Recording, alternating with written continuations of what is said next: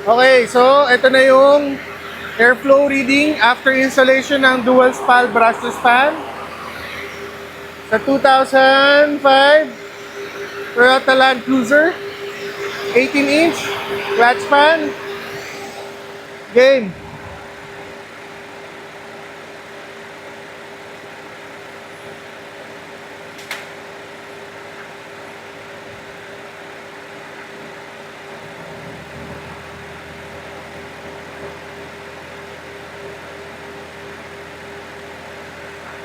Yun na yun.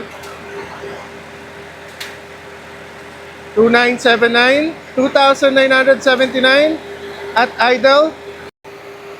So ngayon yung dalawang brushes pa naman yung susukatan. Pag kukuha ng airflow, kailangan yung area 0.79 pagka 12-inch. So, game. Please pal brushes fan.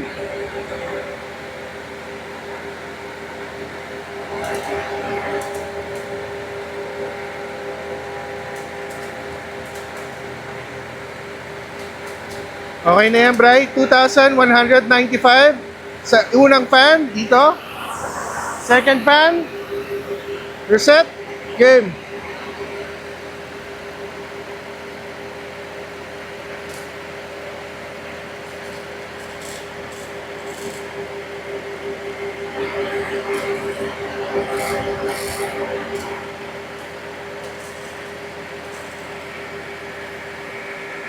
Okay, 2,099. Diyan.